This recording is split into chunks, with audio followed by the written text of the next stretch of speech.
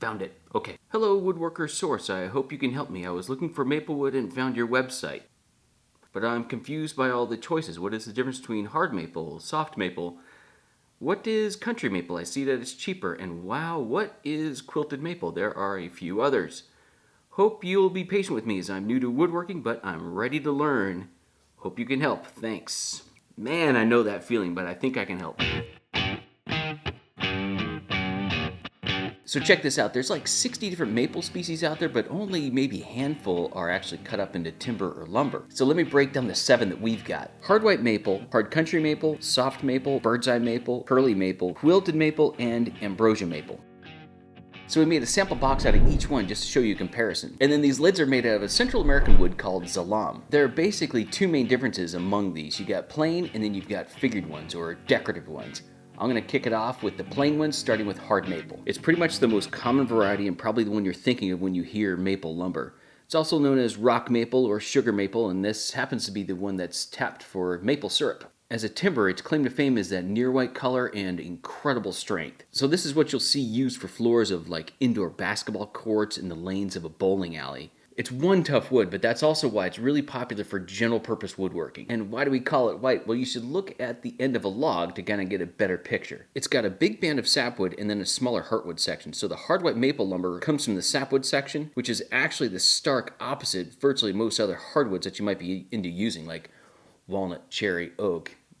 Usually, you tend to want the heartwood of those woods, but in maple, it's the opposite. So basically what lumber producers do is they take a load of maple and then they separate it by color, pulling out all the white boards, and they sell that as hard white maple. And then there's some leftover stuff, some brown heartwood, some mineral streaks, some white sapwood, whole mix of stuff. And that's what brings me to the next variety that we call hard country maple. It's the same tough hardwood as hard white maple, but it just costs you less. And if you like character and color variety, this is the wood for you. So it's always a gamble in color variety. Some boards are going to have some white, some boards are going to have some brown, some will have both, some will have some mineral streaks, some won't. It's just always a gamble. Okay, so what's soft maple? That is a totally different species, and it happens to be the state tree of Rhode Island. So like the name implies, it is softer and it's much closer to the hardness of walnut than it is hard maple, and it's quite a bit lighter in weight, so it clocks in about 3/4 the weight of hard maple. So a guitar maker might pick this wood instead of hard maple to make like a solid body guitar. If you're going to throw a guitar over your shoulder for a couple of hours on stage, you would appreciate a few pounds less on that sucker too. So the downsides to soft maple is that it's slightly gray and it's not quite as clean of a white as hard white maple, but it is really close. It is easier to work with. Like it's easier on your hand tools, it's easier to sand, it doesn't burn as quickly in the table saw. A little nicer to work with, it's just not as in demand. So that's basically the plain maples. I'll show you the figured ones next. I'm going to start with bird's eye maple. So this happens to be a variation of the hard maple species. And the term bird's eye is just a description of highly decorative character or figure. So you might be wondering, what in the heck are these little things? They actually happen to be little tiny pin knots. That's all they are. They started off as little tiny buds growing off of the tree, and for one reason or another, they did not turn into branches. But what got left behind in the wood are these little dots or eyes, these little pin knots that look like bird's eyes. So pros, it's very beautiful stuff. You choose this for small projects that you want to pack a lot of punch into because it looks really cool, just a clear finish. So the downsides of this wood is just like any other figured wood in that all the best logs get sold off to veneer manufacturers and turned into veneers. The logs get sawn into boards, have a little bit less figure, they're not quite as punchy, or they might have a few more defects, things you got to work around. So your waste factor ends up going up quite a bit with these figured woods because the entire board is not going to be filled with figure from end to end, and then there's also always going to be a defect or two that you're going to have to deal with.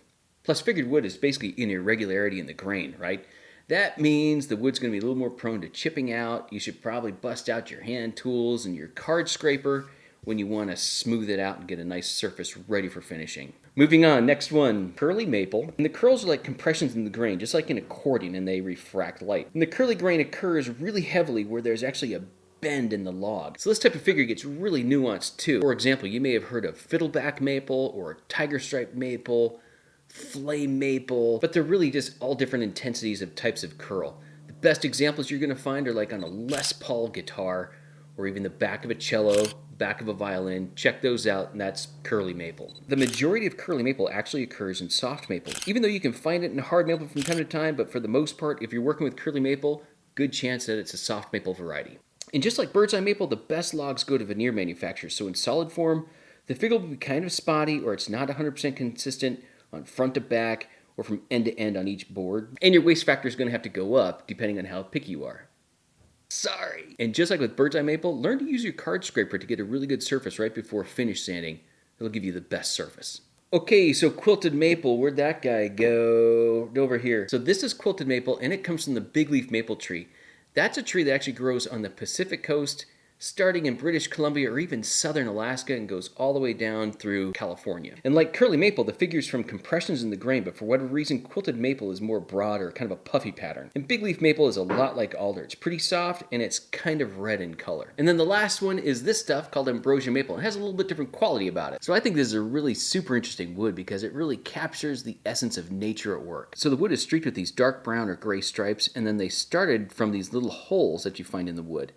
And actually, this is where a little ambrosia beetle made its home for a little while. And the bug actually has a symbiotic relationship with the fungus, and so what it does is it tracks the fungus in, and then these streaks come from the infestation of the fungus.